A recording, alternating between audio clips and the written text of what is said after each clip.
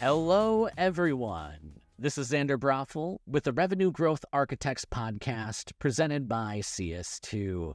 Thank you so much for listening today. I'm very excited to welcome our upcoming guest, Matt Cronk, Director of Marketing Operations at CS2. Matt, how you doing? I'm doing great. How are you doing? I'm doing really well. Yes, very, very well. The weather in Minnesota is pretty nice lately. It's been a little warm, but I'll take it. How about you?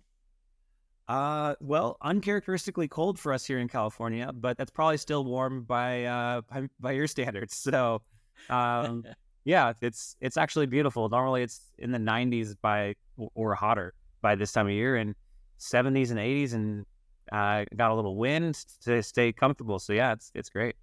That's perfect. That's perfect. You're probably wearing a parka, but I'd be wearing my shorts. So, Exactly. Exactly. well, awesome. Thanks so much for joining today, Matt. We are talking about an interesting topic, and that is why should you go about tiering your MQLs? We've had a previous conversation around lead scoring where we went into the nitty gritty of how we recommend doing it here at CS2. And one of the topics that we didn't really go into a great detail on was how to treat your MQLs, if it should be any different. So I'm excited to have you on today. Thank you so much for giving us some of your time to share your experience around this topic. Yeah, absolutely. I'm definitely excited to talk about it. It's I think this goes hand in hand with that last conversation we had about the scoring. And it's like, what is the point of scoring? It's to be able to prioritize, follow-up, to be able to understand how to follow up or how to spend your day. And this is really just an extension of that. So it's a perfect little bit of a marriage there, or to talk about these two things together. So, yeah, I definitely am excited to chat a bit. Yeah, why should we tier them? Like, what's a benefit? I always like to think, like, what's a benefit to our buyers? What's a benefit to our clients if we should choose to tier? And then how do you go about doing it? What does that look like? Yeah. So I think,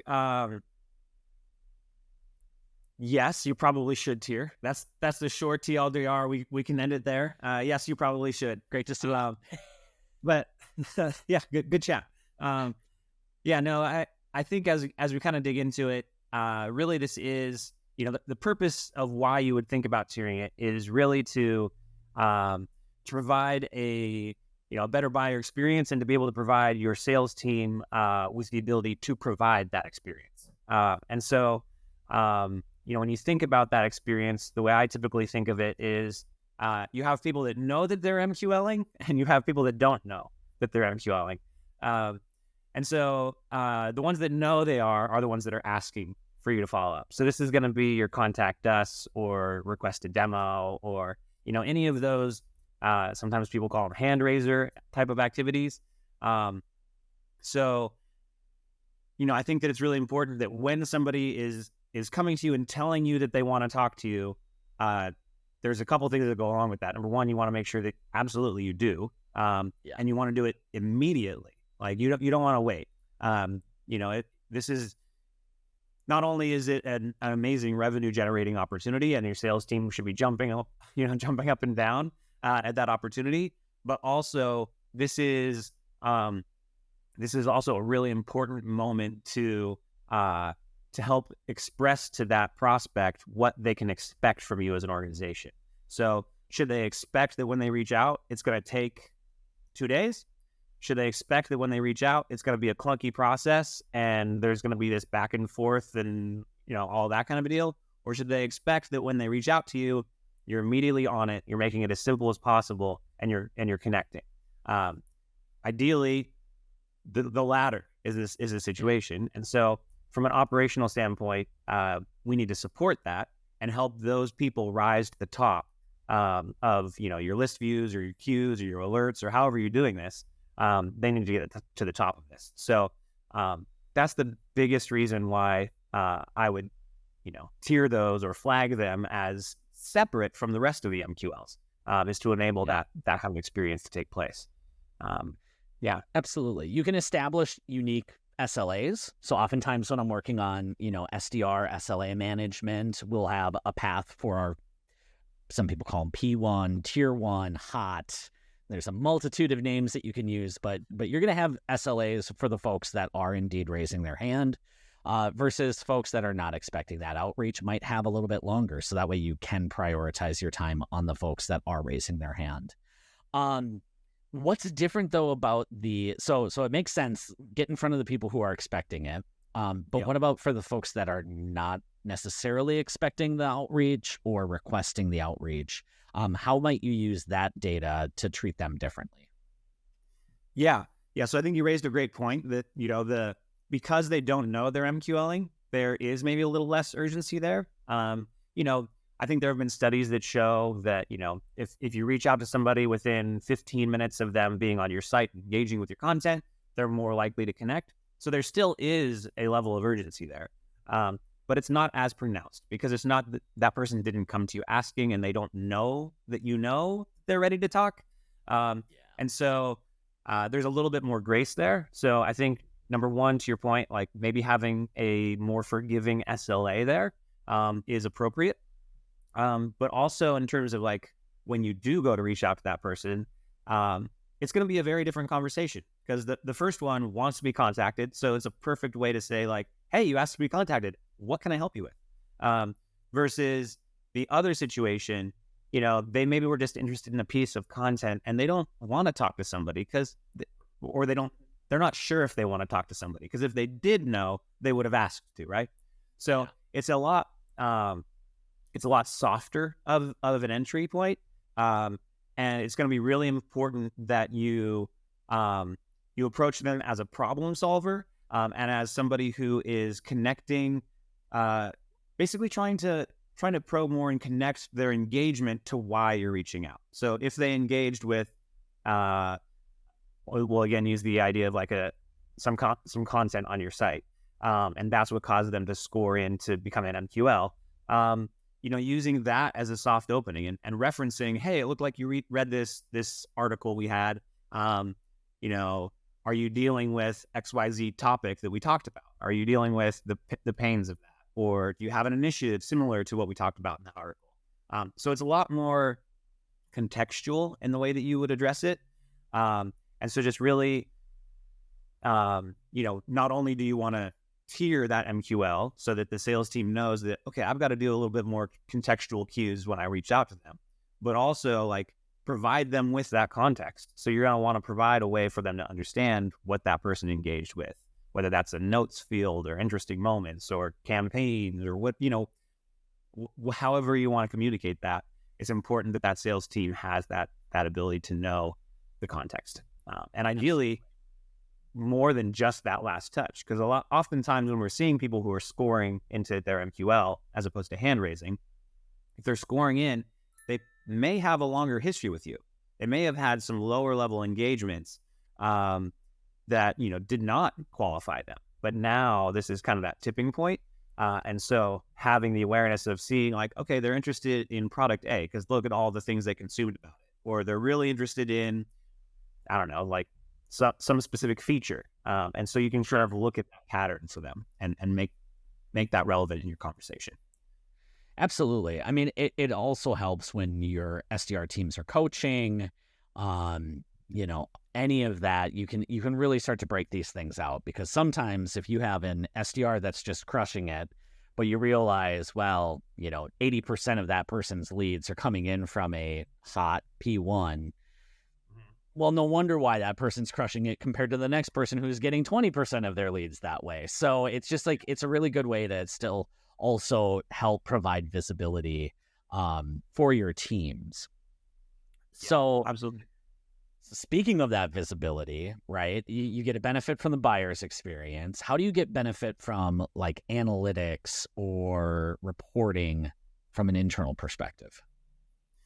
Yeah. So kind of that exact point you were talking about, like, for example, if you're wanting to understand why is a given SDR, crushing it and the other one's not, being able to break down some of those reports so that you can see just first of all, so that all of your MQLs are tagged as being like a Handraiser or a non-Handraiser, as an example. You can start to get an idea of that volume and see if things are being kind of evenly distributed. Or maybe even you have different teams that are responsible for those different types of feedback, where, you know, you have a Handraiser dedicated team that's great to responding to that. And then separately, you kind of have a little bit more of like your traditional like inbound kind of team that's, you know, waiting for, you know, kind of like your farmers almost, just so to speak. So you could maybe break it into two different teams and route based off of that tag. But in terms of like the analytics portion of this, not only can you now try to look at the resourcing and if SDRs have, even allocation the way that you will want them to be, you also now can look at, you know, your volume velocity conversion to try to understand, you know, are my hand raisers converting more quickly than my non-hand raisers? Probably the answer is yes, but you want to really know that they are. You want to be able to understand if your hand raisers are, not only are they converting more quickly, but are they converting at a higher rate? So both of those you would expect to see probably a higher conversion rate and a higher velocity, fewer days between when they MQL and when, you know, they progress through the funnel. So, you know, being able to stamp that onto whatever lifecycle tracking mechanism you're using. We have a few different ways that we talk about that. I think you just recently spoke with Joy about some of that. If I remember. So there's a few different ways you can track that, but if you can really clearly understand and kind of divide those two groups into your reporting, now all of a sudden you can optimize appropriately because, you know, if you are finding that certain non-hand raisers are really having a hard time converting at all, or maybe they're taking a long time to convert, maybe that's a signal that, you know, your MQL criteria could change. Maybe they actually aren't really qualified yet and they need a little bit more nurture before they get in front of sales. And so being able to objectively look at that group in isolation and not have your metrics kind of skewed by the hotness of the people that are coming to you, raising their hands, is a really helpful thing to be able to see. Yeah, I would agree with that. And if you just bucket them together, your averages get so out of whack, right? You think that you're probably doing worse than you are in many areas, and then you feel like you're doing better than you are in other areas than that. One of the things that I like to do is when we think about P1s, tier ones, we think oftentimes about like request a demo, contact sales, web forms, but you don't have to limit it to digital, right? You can utilize these different rankings for your events. Oftentimes, I will break out my different statuses into people who are saying, yeah, please contact me, versus people who are coming to the booth and they're having good conversations. And then sometimes I might even break out I always call them the swag bandits, the people who are coming in just to get something, get a t-shirt, usually me at an event. And you know, it's great. You got their booth scan, but let's not waste your sales team's time working those folks. And then you can help to prioritize accordingly, even for your offline activities. Yeah. Do you have any recommendations on how to like activate this in your systems? What's worked really well for you from a build perspective? Anything that could help our audience if today they're just going, oh, I just have MQLs and I've never actually, you know, had the opportunity to build this? Yeah. So I think you raise a great point about like having some kind of a status that correlates to it in your programs. So, you know, in a web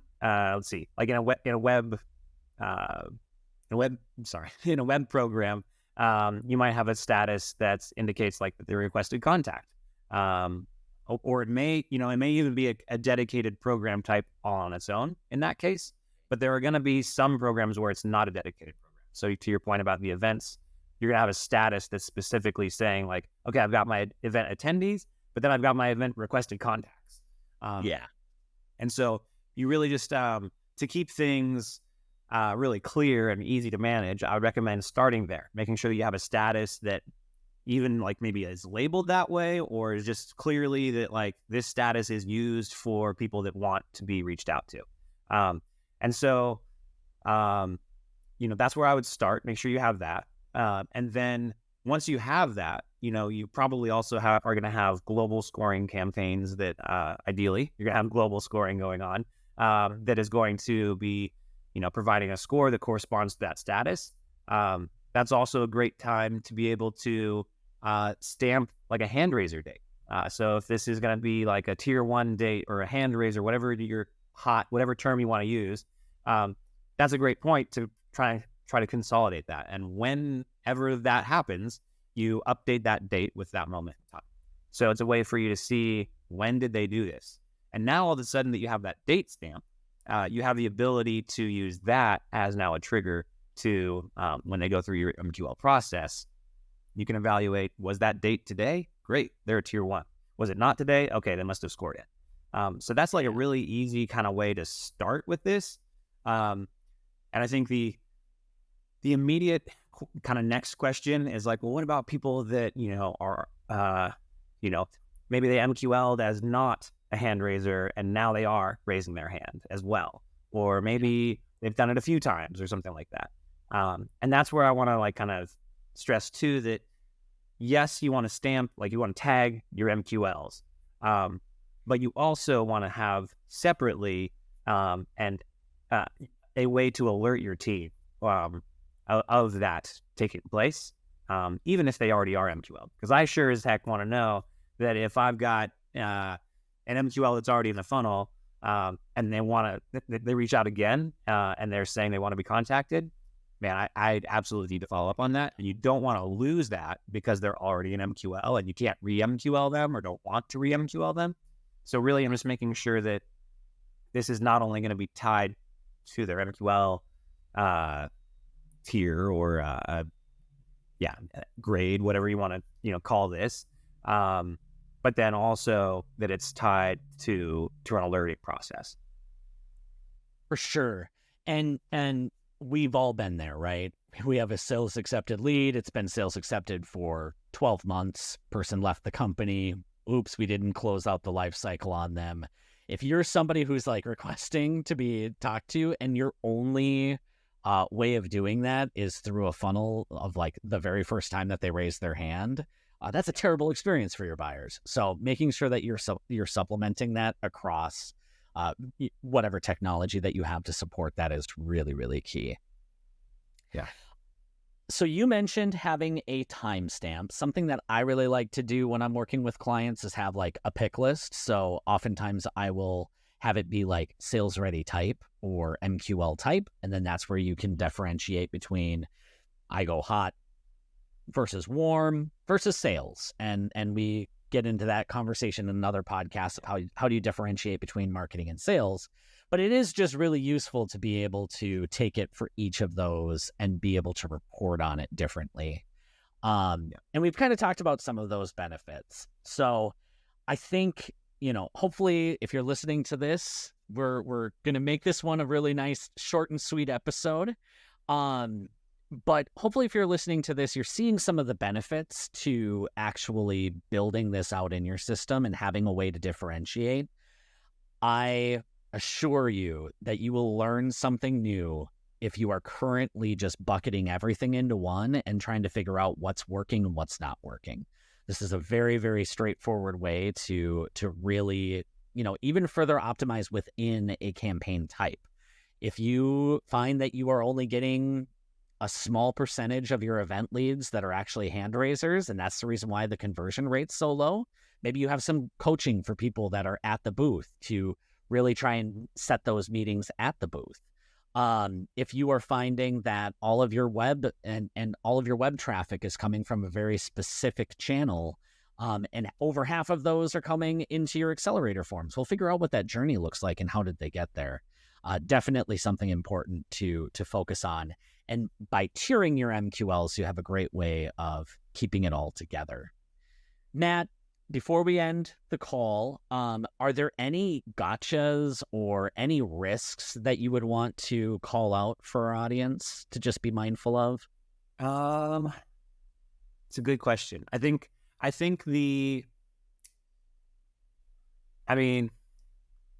depends on how far in the weeds we want to get here. I think keep things relatively higher level.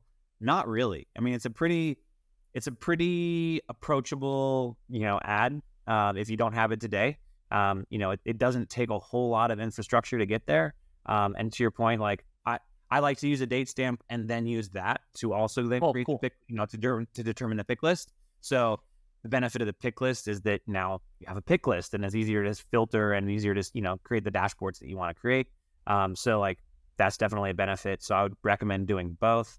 I don't think there's a whole lot of gotchas unless you want to really dive into like, how are you going to stamp this? Like, are you stamped? How you're tracking your life cycle, how you're handling your order of operations, is this going to be stamped in time for how you're tracking all of that? Like those start to get a little bit less about this specific issue and more about just in general your architecture, which is a fun conversation too. But I think in general, there's not a whole lot of risk here, and you hopefully don't even need a whole lot of buy-in from other teams. I mean, obviously try to get buy-in, but something like this, if you have teams that don't care so much about it, they can ignore it. But if you do care about it, you have now the ability to start running reports, start understanding the things that you maybe didn't understand before. And it puts you in a better position to maybe a month from now, you'll be armed with some data to now illustrate that like, we actually should have a different SLA or a different way that we're approaching our events. Because this is the data that I've been tracking, on my own kind of thing. And like I said, it doesn't take a lot to do it. So, not a lot of gotchas. Just go do it. It's totally worth it. Yeah. I like that. I will double click into the little bit of the gotcha that you brought out. And you're right. It has nothing to do with actually doing this. But if your process is using this information to do different routing, alerting, anything that might come from an order of ops perspective, just test it, right? It is easy to set up, but if there's other things that are leveraging it, I would say that that's been the biggest gotcha for me, is making sure that you're accounting for any of those edge cases. But that's like any change that you would make into the system. But definitely useful to learn from us and not have to find that out for yourself the very first time. Very true. Yeah. Go in eyes open and test it first. Test it twice and 3 times. And maybe you'll have somebody else look at it too, because they'll see it from a different perspective. Exactly. So, yeah, absolutely. Well, Matt, thank you so much for your time. And thank you for listening to today's episode. Definitely a little bit shorter of an episode than I've done recently, but we're kind of experimenting with giving some tidbits of information that might be very valuable for you. So if you enjoyed today's episode, please do give us a review. We are the Revenue Growth Architects podcast presented by CS2. We greatly appreciate you listening to us today, and I hope that you have a wonderful day. Thank you.